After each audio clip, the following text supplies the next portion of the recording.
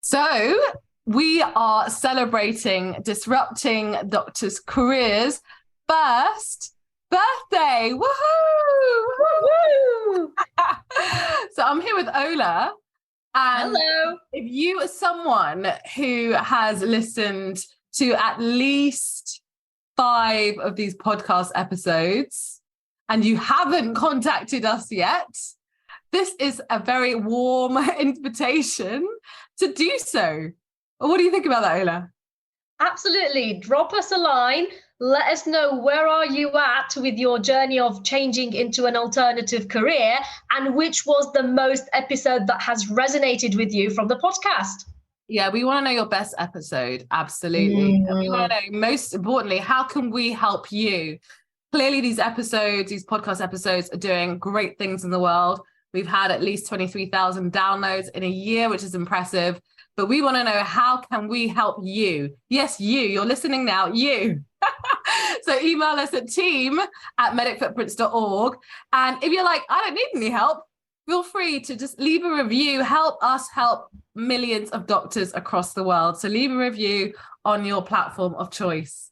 Anyway, thanks for continuing to listening, and on with today's episode. What problems could come up from that, because obviously products and things are developed very much from like the technical point of view, from a product manager's point of view, but you're coming in and you're saying, okay, that's all well and good, but is this safe for patients? Is this usable in real life? What kind of problems could come up?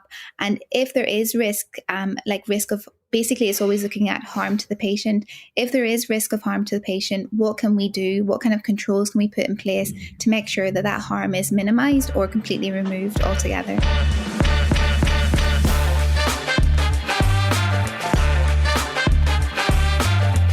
Let's face it, burnout amongst doctors is sky high, and we're actively seeking other ways to make the most of our transferable skills beyond the usual career pathways. Welcome to Disrupting Doctors' Careers. I'm your host, Dr. Abena Bubbers-Jones, and I'm on a mission to connect 1 million doctors across the world with the best in diverse career opportunities. So we are back in the health tech world with Dr. Alice McGee. So I'm really excited about this particular episode because we will be covering something that is on every doctor's lips, well, most doctors, I should say. How do I get into health tech? But particularly, how do I start consulting in health tech and really kind of dive into that sector and develop yourself as a doctor in that niche, which it's not really that difficult, but the challenge is, as doctors, we haven't really been taught or consciously developed that skill set in really positioning yourself so you can access some of the best opportunities, which, by the way, I always say, are not advertised. So how do you find your own opportunities? Because they will always be the best opportunities for you. So having this conversation with me today is Dr. Alice McGee, who has done just that and is consulting in just that. And she has worked with a large range of companies in health tech and pharma and has a wealth of insight into this topic. So welcome, Alice. How are you today? Yeah, I'm great, Abena. Thank you so much for having me. It's great to come on and discuss everything health tech, talk a bit about my journey, and hopefully I can help others by talking about what I've gone through, the kind of pitfalls I've found, and what ultimately has kind of worked for me and helped me have a bit of a portfolio career as such. Awesome. No, I mean, so let's start from, I say, the beginning. We can't go right from the beginning, but tell me more about why you started delving into health tech in general. Yeah, so for me, I did my F1 year, my F2 year, and I always thought I wanted to specialize in obs and gynae. So I did a full-time position as a clinical fellow for my F3 year. And as I did it, don't get me wrong, I really did enjoy obs and gynae, but it wasn't exactly what I wanted. I kind of felt like I was seeing patients with the same problem again, a lot of kind of patient misinformation, lack of education around certain conditions. And I just felt like I wanted to do something that could reach more patients and help the population more as a whole, in a sense. So actually what happened was last April, I was on a ski trip last year, and I actually fell coming off the chairlift, landed quite badly, and I tore my ACL and fractured the top of my tibia. Yeah. So basically what happened was, having that injury and having that break, I'd already been having those thoughts anyway. But then when I had the time off, it actually gave me a new sense of kind of a new perspective in a way. And I really realized, oh gosh, actually that kind of hospital rota, really intense. I felt like I didn't have any creativity. And I just felt like having that time off, I got a new perspective, and I really thought about, what do I want and what can I do? And obviously, because I couldn't walk properly, I had to, I was on my laptop a lot. I was doing some research work, some teaching work. And at that time, I kind of started getting a bit more into LinkedIn and looking at different options that I could do outside the hospital in a way. I was going to just jump into that. I mean, like, I'm so sorry about what happened, but you'd be surprised how many of these stories start with some kind of traumatic incident. Like, I've spoken to a number of doctors, and a lot of them have like either physical or mental, some kind of crisis happened, and then it took them out of their usual day to day. And then they thought, actually, I can do things differently. So it's not surprising at the same time, because otherwise you don't have enough headspace to then reflect and really understand what you need to be doing for you moving forward, and actually just get to know yourself again. Yeah, Baina, absolutely. I think that was exactly how I would put it. I think that's what the words I was looking for would be: headspace. I think it was, you're just kind of caught up in a rota. You're on nights, weekends. You don't have the time or the energy to maybe think about, okay, actually, maybe I'm a bit unhappy. Maybe I'm not loving what I'm doing. I think it was only then that I had that time where I had to literally sit on the sofa, do my physio exercises. And I was like, it's really nice to have this break and have a think about what I actually want and what I want to do. And initially, I actually was a bit stumped in a sense, because I wasn't really sure of what my options were. So really, I kind of Googled online, and the main things that I found were medical writing and acting as like a functional assessor. So assessing people for like benefits and that sort of thing. And there wasn't really much else apart from kind of retraining and that sort of thing. But obviously this was all based on Google searches. I hadn't really gone into LinkedIn properly. I hadn't discovered what you do at this point. And I actually stumbled across Hiba Shurkan. She's an obs and gynae registrar who's done some like consulting work with femtech companies in particular. And I saw her profile, and it stuck out to me, because I was like, she's used her women's health research and women's health experience as a niche and as a way to do something different with her knowledge. And that really inspired me, and it kind of gave me an idea of, okay, yes, I'm more junior than her, but I still have things I can offer. I wonder if that's maybe something I could do. Because at this point as well, I actually I applied for computer science and everything. I really wanted something different and new. Wow. I know, when I tell people that, they're so shocked, because they're like, obviously it was quite a commitment. I applied and got accepted and everything. Well, you're talking about the actual, so you applied for an undergraduate degree in computer science? I applied for a master's in computer science. Master's? Yeah. Oh my gosh. So, I know. I really what were you hoping? So were you going down the developer route? Is that why you did it? I think maybe my perception at that time, because I'm not that technical, I can't code. I thought maybe for health tech that I would need to have some kind of developing skills, software coding skills. So I thought, okay, do you know what? Maybe that's what I need to get in, and that's what I had planned to do at one point. But then I kind of realized when I saw like Hiba's profile, for example, I thought, well, maybe actually there's a way that I can do this without, because I realized that my strength isn't my technical skills, obviously. And I realized probably my strength as such is my experience and knowledge that I have, and I can hopefully bring that to companies in a way. Great. So, I mean, you've really hit the nail on the head in the sense that it's really important, because most of the time doctors think, I've got to retrain in X and do an extra qualification, etc., to be acceptable, or work in the sector. But actually, it's important to leverage your existing skill sets and package it. And I like to use the word productize. It's one of my favorite words of the year. That's a good productize yourself. So that you will be appealing to the right kind of organizations and the health tech companies. So in your example with Hiba, because she was already working in a women's health capacity, that was a very relatively easy into the femtech world, right? Yeah. So what did you decide to do? Yeah, so basically then around that time, I think it must have been like June or July last year, because this is all, still for me, it's still relatively new, but I think what was for me, maybe the difference in a way was I really went for it. Like I went 100% in. I was really like, I want this to work out. So kind of June, July last year, I started networking on LinkedIn. I reached out to people like yourself, Hiba, other people. And I actually heard from Paulina from Dama Health around that time as well. And she had said to me about, potentially collaborating with Dama Health at that time as an advisor. And that was the first time that I'd really thought of that title of advisor in a way. So again, a lot of this was just kind of coming organically just through my own research, basically.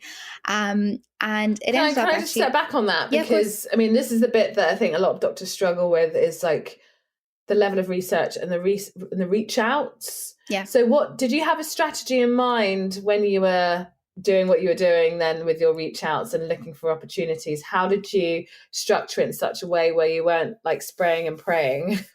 Yeah, absolutely. Or kind of experiencing overwhelm, because it can be really overwhelming, and quite being targeted in your approach. Yeah, absolutely. So for me, very much like what we talked about, Abena, in terms of finding the transferable skills that I had. So for me, the main strength that I had is that I've done quite a lot of women's health research since I was about second year, third year of uni. So I kind of presented myself as a female health focused doctor, although I wasn't in a training, I didn't have a training number. I'd obviously had clinical experience and I had the research side of things. So I very much thought, okay, probably my best chance of an in is going through the femtech route. And it's probably what I was and still am most passionate about. It's like the area I like the most. So I very much started doing a lot of research on LinkedIn, finding different companies that are in the femtech space. And I started reaching out to them very much in a cold call kind of way, cold email way. It is very difficult to do. It's not pleasant, but I think you kind of get a bit more used to it the more you do it. And I very much... Why is it not difficult? Why is it difficult to do? Tell us a little bit more about the detail behind that.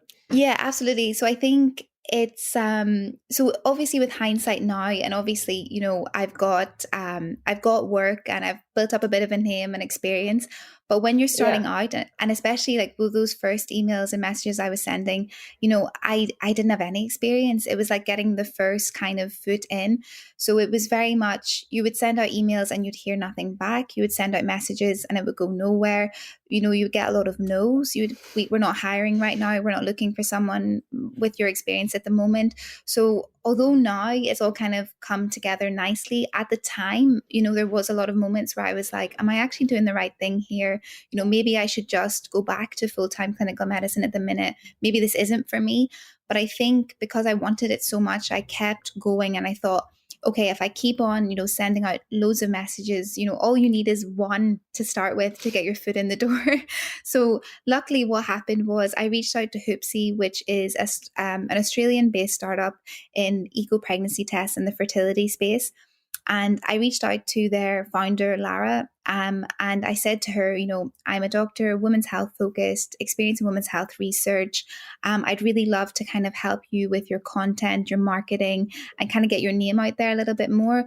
I think at that point, they didn't have anyone medical or clinical in their team.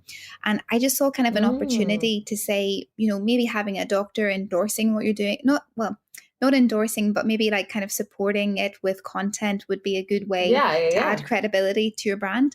And that was my first role. Lara was really keen to work with me, and it was my first role. It was unpaid. It was kind of like an internship in a sense, but it allowed me to say I'm actually a medical advisor now for Hoopsie. So that was my first position, which at the time felt like a massive win. I think that's a really great narrative of how you got your foot in the door, and it can be soul destroying. Reaching out and getting nothing back, but unfortunately that is the norm, and probably will actually get worse over time, just because it's so easy to reach out to people, and everyone's just excessively busy. Exactly. So but it's the persistence really and the consistency that really got you through the door. And actually another point that you raised, that you said it was like unpaid internship. So when you reached out to Hoopsy, like, or whichever company, how did you decide whether to do it as a paid or unpaid role? Like, what kind of factors did you have to take into consideration there? Yeah, absolutely. So I think, and I think that's something that I speak to anyone that I'm giving advice to or coaching. I think it's really important to have boundaries with that, because I think as doctors, as clinicians, we're very 100% about a lot of things we do, especially if we're passionate about something.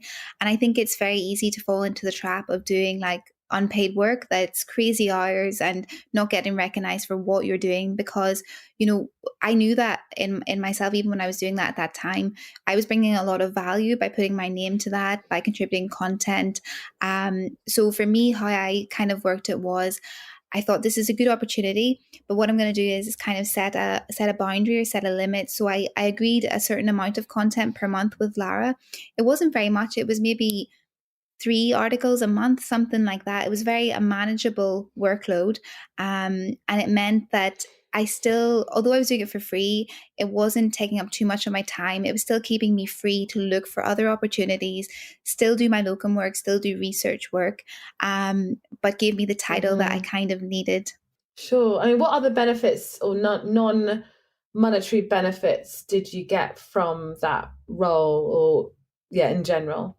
Like, for example, I mean, when we usually advise doctors, when you are negotiating relationships, so it's kind of relationships and jobs with companies, for the purposes of this conversation in a consulting capacity, it's always important to think beyond just the cash transaction, because there are other things of value that could be the equivalent to cash, that can take you further on down the line. For example, I mean, in this example, it was a good experience for you, but for some doctors who said, well, I do need the cash for my time.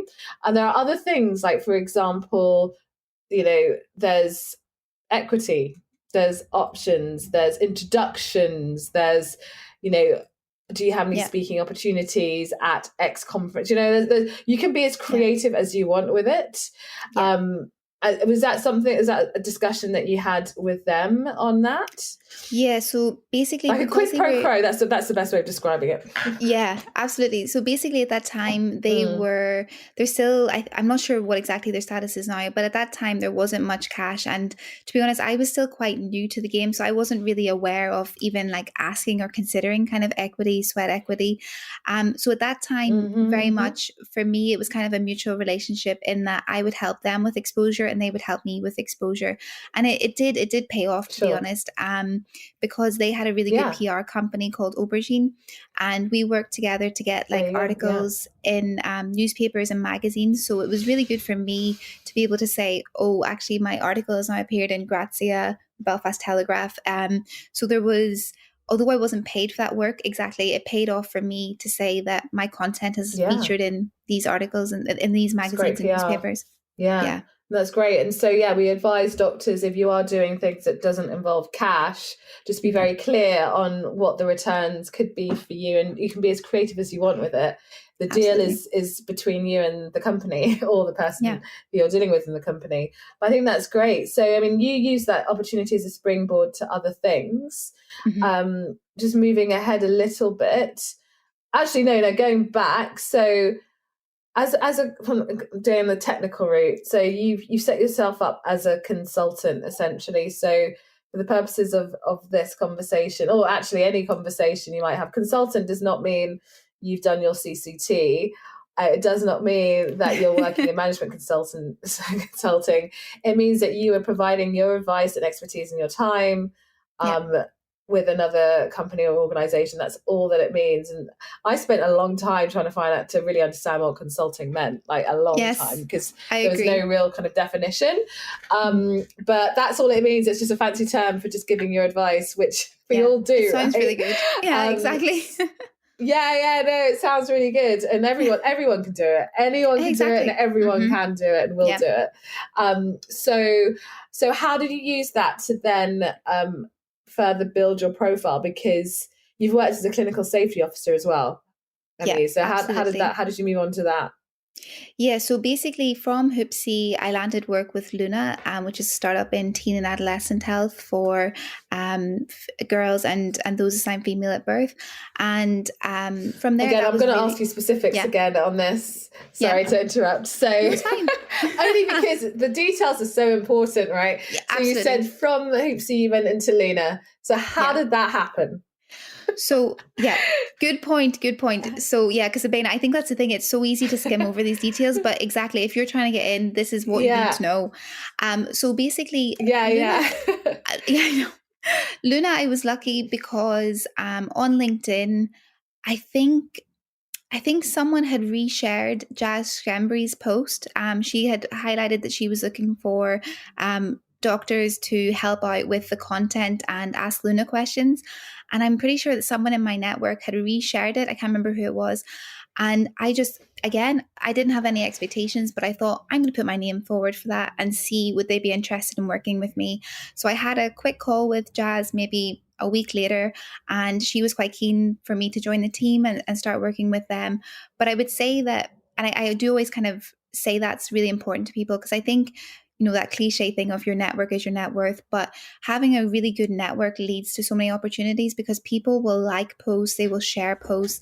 And absolutely, like for me, a lot of the opportunities I've had has been because someone has shared something or liked something or commented on something. And that was how I got the Luna role. It was just, I was lucky enough that I was scrolling through my feed and I saw it. Otherwise, I might never have found that role. Yeah, I mean, it's hugely valid that you basically leveraged LinkedIn.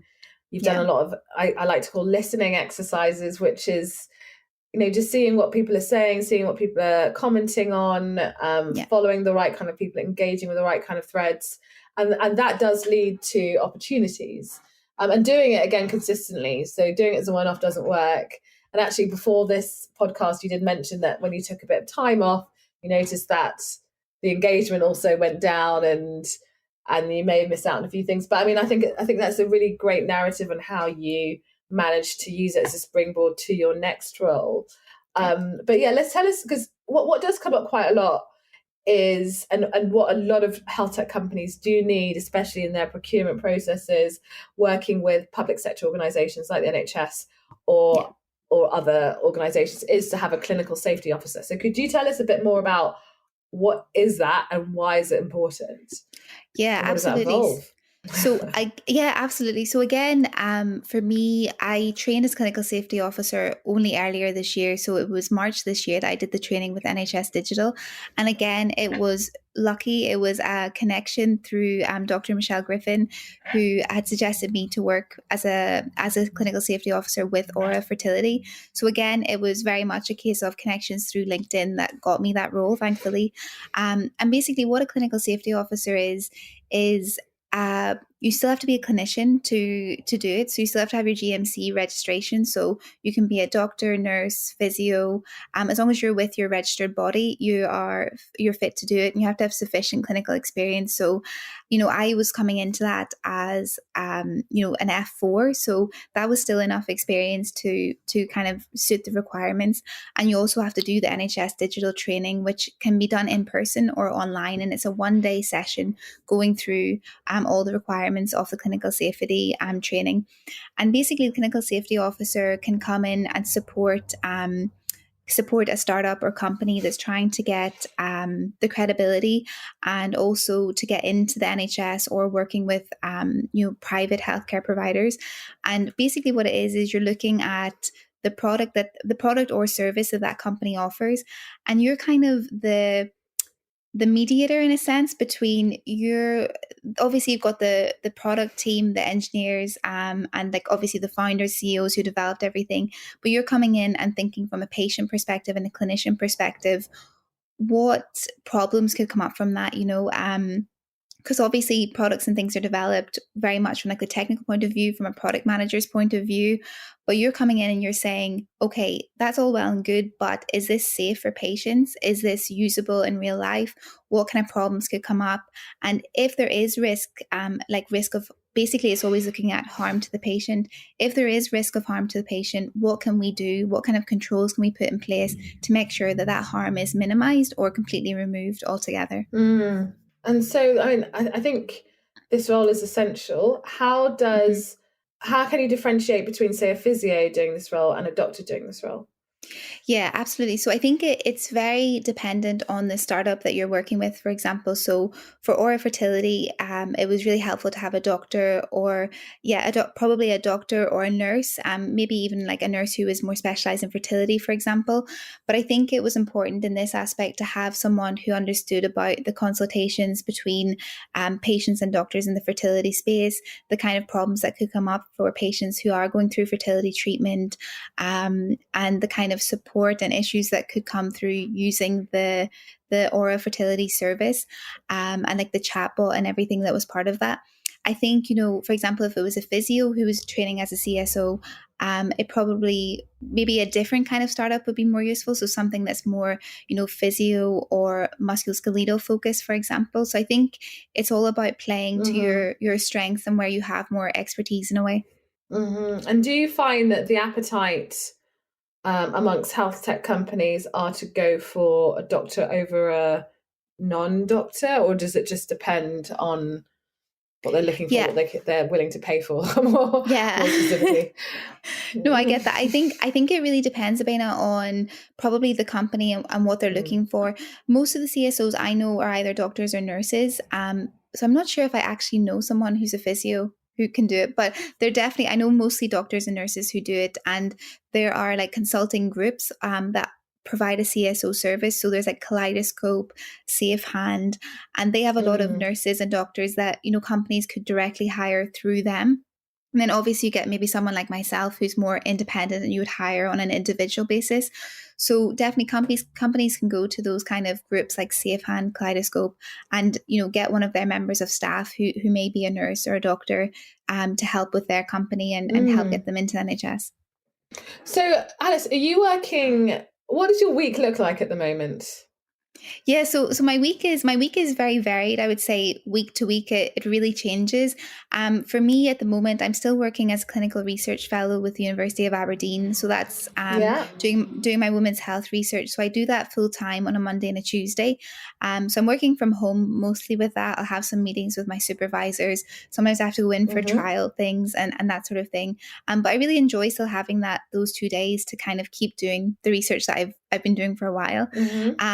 And then the rest of my week, Wednesday, Thursday, Friday, it really varies. So at the minute, I'm still doing consulting calls. So working with new clients. So, pitching my services to them, seeing how we can work together, how I can support them. I also then will have, work that I'm working on. So say providing content, reviewing app features, clinical safety work for Aura took up a lot of time last month because we had a deadline in place. So it varies depending on what I need to do.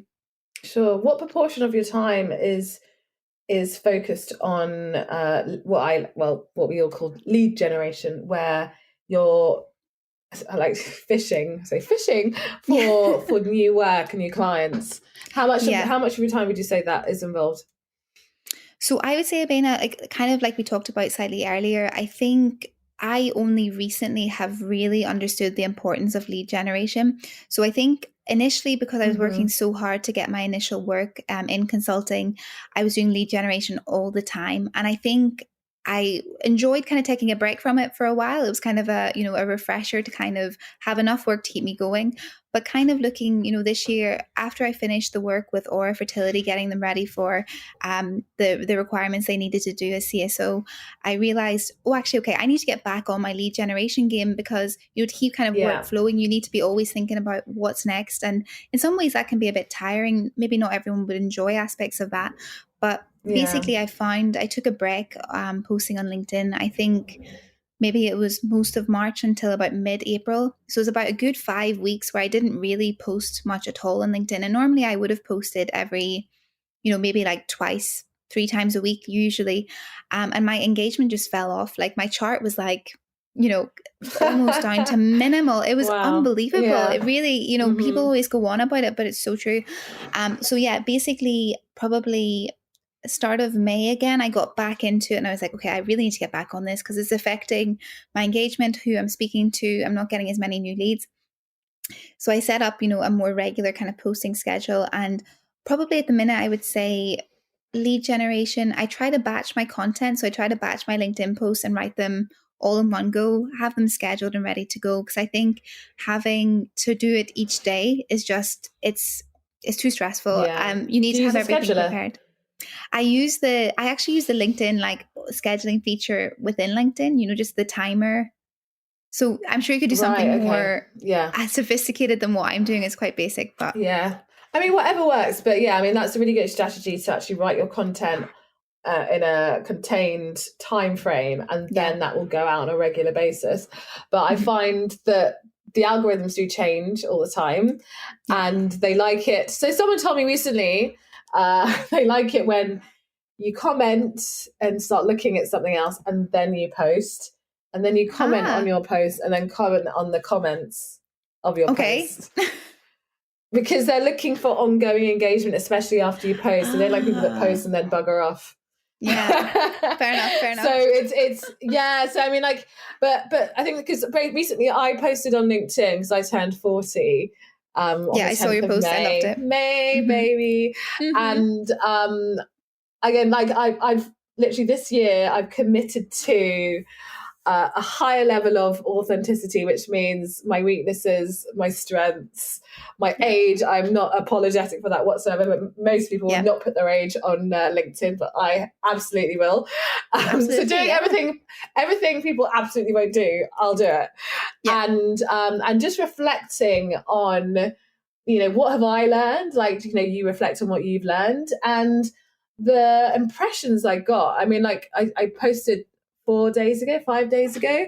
And for me, I've got about just over 7,500 followers at the moment, but I had 13,500 impressions, which actually is is the most I've ever had. Which I'm really surprised. And basically, and I also had a picture of me and my baby from when we were on holiday. Again, it's always the personal touches that seem to go much further than the usual kind of work stuff.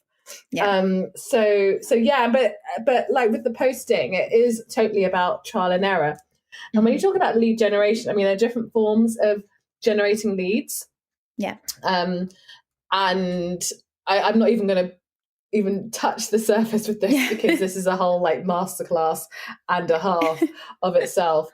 But if you're a doctor listening to this, like generating leads is really, it can be done in a way, the best way that works for you. And that literally could be just asking for referrals from people that you already know. You don't have to go online to do it at all. It's just touching base with people that preferably people you already know, because that's more likely to convert than people that you don't know. You have to do more work. And actually, generating leads could work really well from the people or the companies you've already worked with. That's the lowest hanging fruit is always the best place. The people who already know you are more likely to buy from you or work with you again. And it takes way more energy and work to do it, to try and get work from a new client. But it's interesting that one, especially when you're starting, you do have to spend a lot of time on that, unless you're really lucky and someone just kind of hands you a job, which can happen.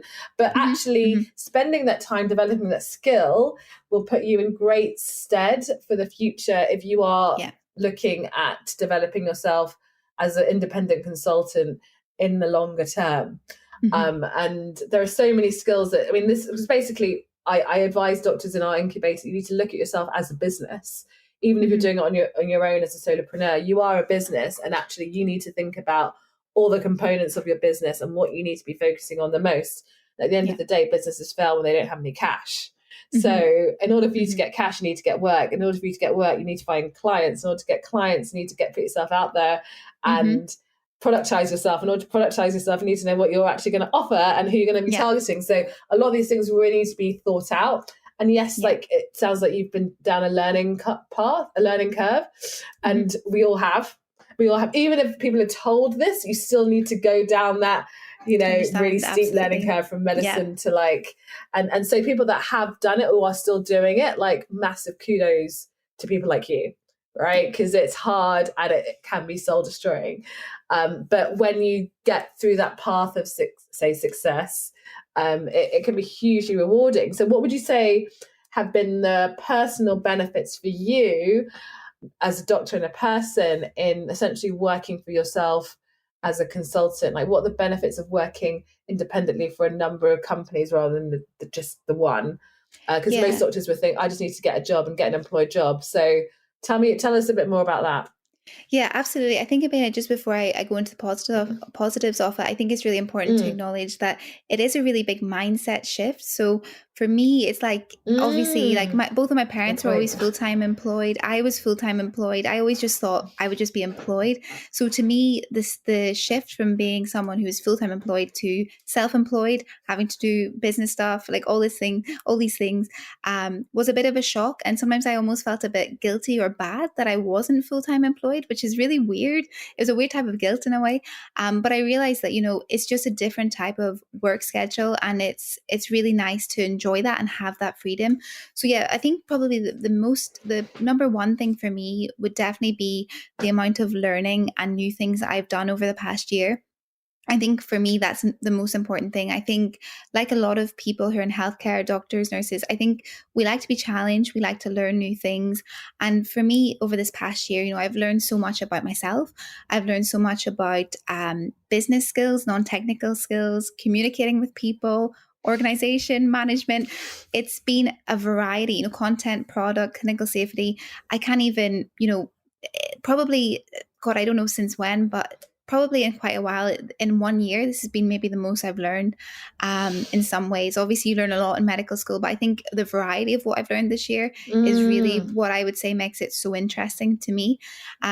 So definitely, I would say that anyone who's thinking of doing something similar, I think that's what's really nice about it. You learn so much, you challenge yourself in different ways.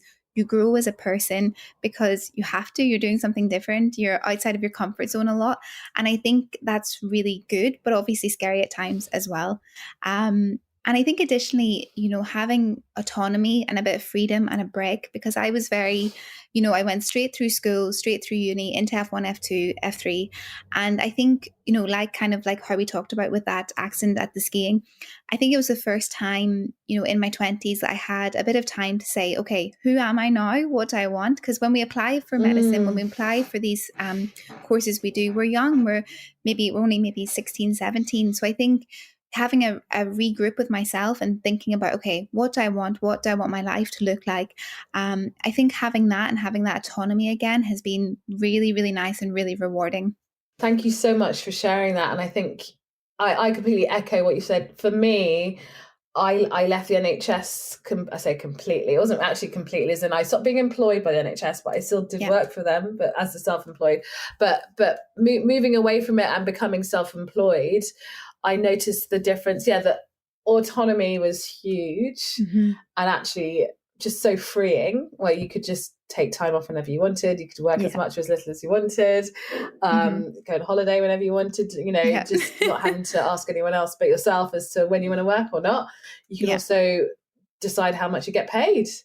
Right? Yeah, and that's exactly. actually harder than it sounds, right? Like being able to negotiate what you think your value is and clarify that. And also, I'm not sure we touched upon this, the benefits of actually consulting, where you're working with a number of different companies, is that you get to learn across the board in a more broader perspective, so that actually when you go to another company saying, hey, I've got all this experience, I've seen a whole range of different companies do it differently, and based on my experience, I would recommend this for you. I mean, that's hugely invaluable, because a lot of these companies, they only know what their company's doing. They don't know what they don't know the benefits and the risks that other companies, the mistakes, or they don't have the learning that other companies have had from the mistakes that they've made. And so bringing in an external consultant could be of huge value. Obviously, confidentiality applies, but it's the learnings that's really, really important in that case. And I find it really interesting when you get to kind of leapfrog into different companies and just you lift beneath the surface, and it's just kind of chaos most of the time, isn't it? And being able to really add value to how they work. So like for doctors who are looking, actually, no, I was going to go back. I'm going to go cycle back a little bit. Just talking about the employee versus self-employed piece just briefly. So you may be aware, we are running our Doctors in Industry Incubator, which is a 12-month flexible program to help doctors get into industry faster. And a lot of it is kind of like the equivalent of a mini MBA, but specifically for doctors who are looking to work in industry. And part of that is ensuring that they understand and know how to set themselves up as an independent contractor, advisor, consultant, because we want doctors to make sure they have their options. We see a lot of doctors who are just relying on getting an employed job because they feel that that is the more secure way of getting out or whatever. But ironically, it's not necessarily secure. It depends on how you perceive it. But being a consultant means that you can determine a lot of things. You have control over a lot of things, and you can create things from scratch. Whereas if you're literally with only one company, they could let go of you at any time. Absolutely. Realistically. And then you are reliant on someone else or another company and getting the right job for you and maybe having to take a pay cut, et cetera, et cetera. Also, as a consultant, you can charge what you want. You can work as much as you want. And that there is that flexibility and freedom.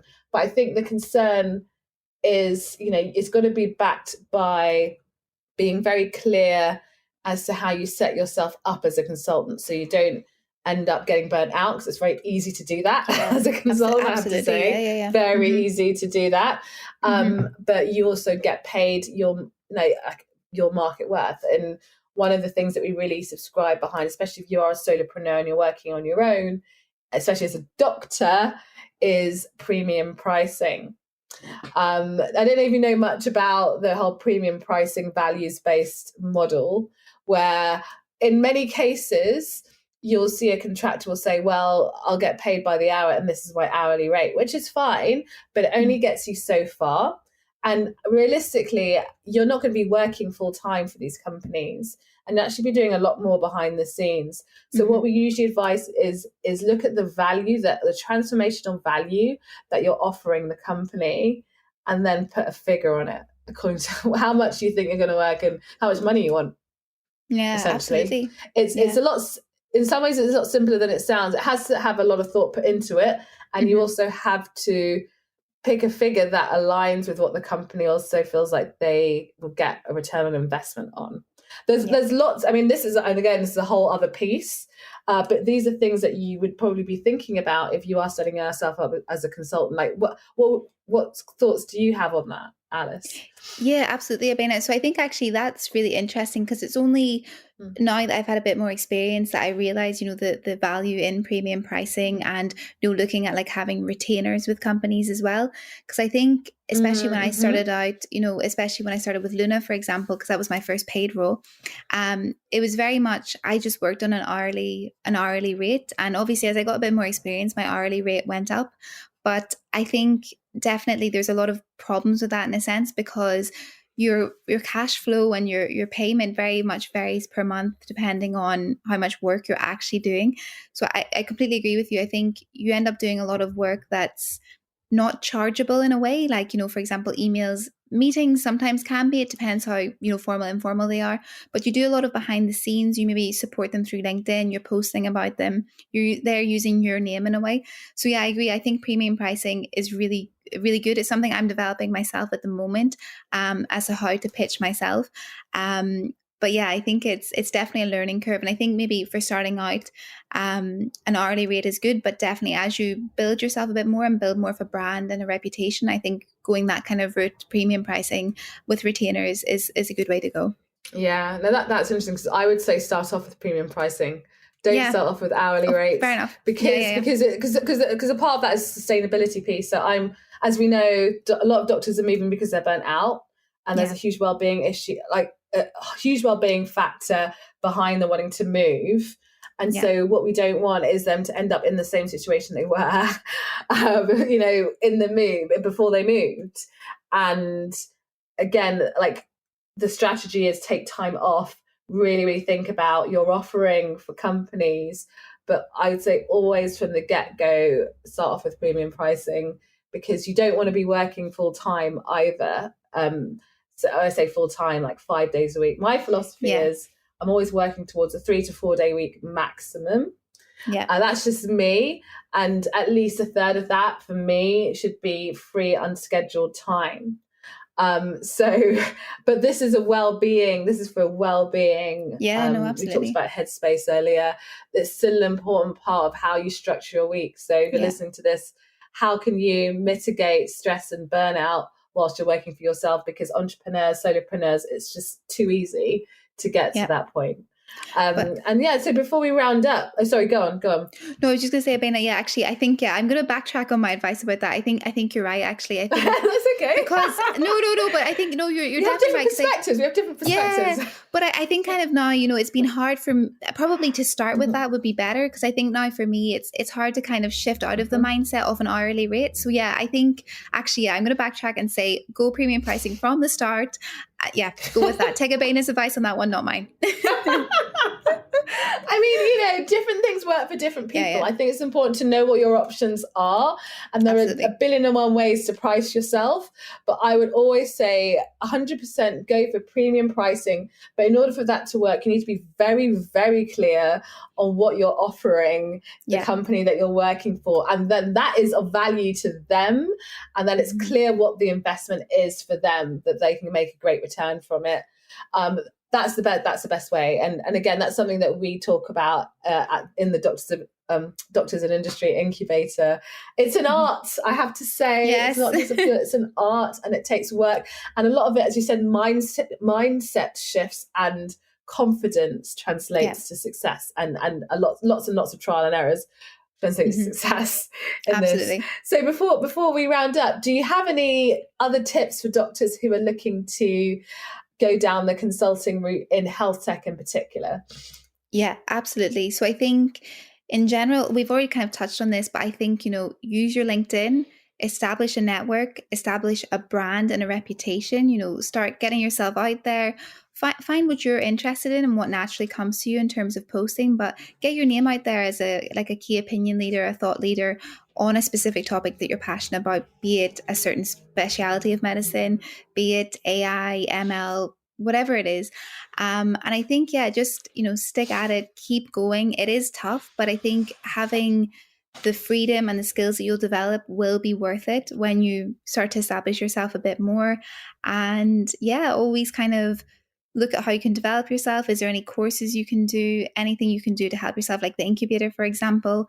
I think that's what I would say, is just look at what you have already. How can you transfer that into health tech and keep going and putting yourself out there? Brilliant. Thank you so much for that. And actually, one of the points I was going to ask you based on your experience. So health tech is health. How important is it to find a niche within health technology? So from your narrative, from your journey, you are focusing, or primarily your passion is in women's health. So how beneficial have you found it to say, and to kind of put your marker in the sand and say, I'm a women's health expert rather than I'm a health tech expert? Like, I'd love to hear your insights on that. Absolutely, Abena. I think it's really important to establish yourself as having some sort of niche, because to me that was definitely and still is my unique selling point. I think you have to establish yourself something, because if if I was just to say I'm a health tech consultant, it's very broad, it's very generic. It means I could work for almost anyone, which obviously isn't a bad thing. It means that you do have a lot of potential leads.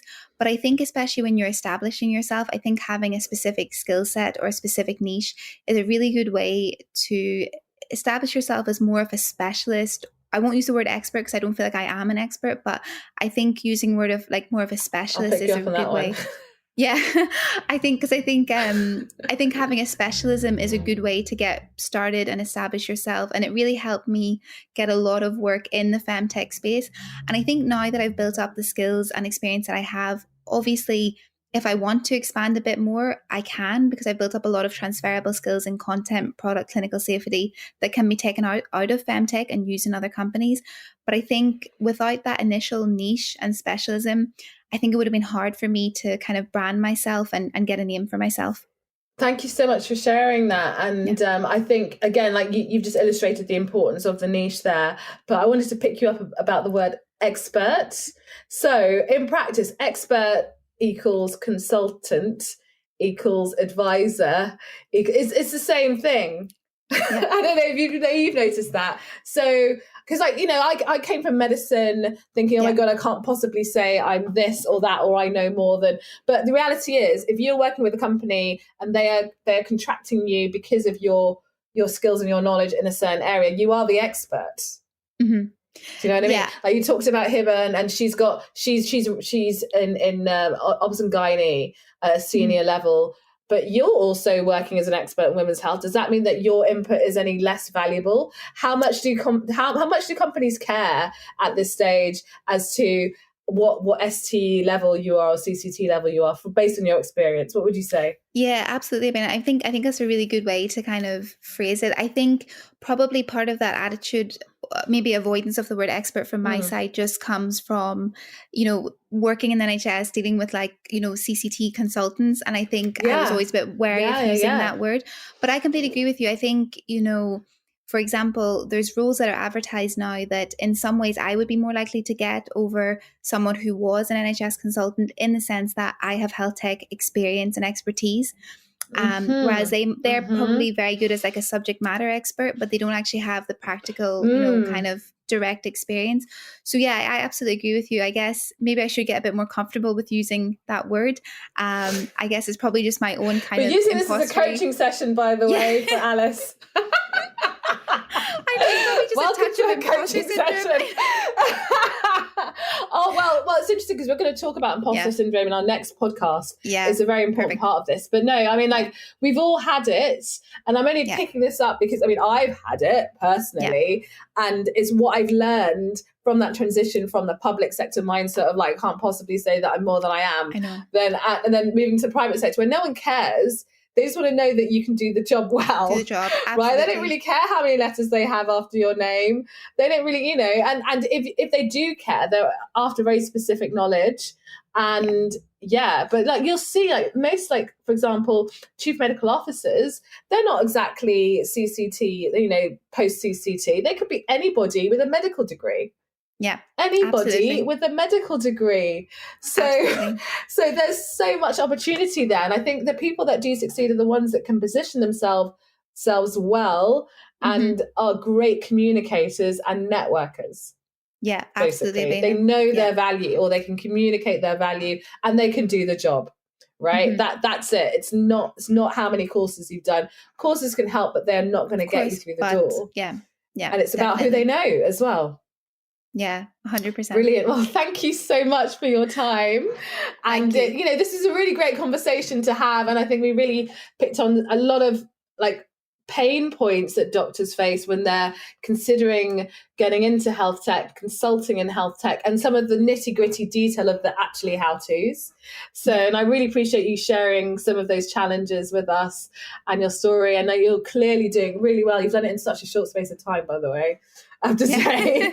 And that is testament to but that's testament to your resilience, and I'm just excited to see where you go, frankly. So I'll keep on following you, Alice. So thank you so much for your time. And if anyone needs to reach out to you, how do they best do that? Yeah, so best to get me on LinkedIn or my email, alice.mcgee, MCGEE @mara.health. Best way to get me. Nice. Awesome. Thank you so much, Alice. Perfect. Thank you so much for having me, Abena. It's been a pleasure.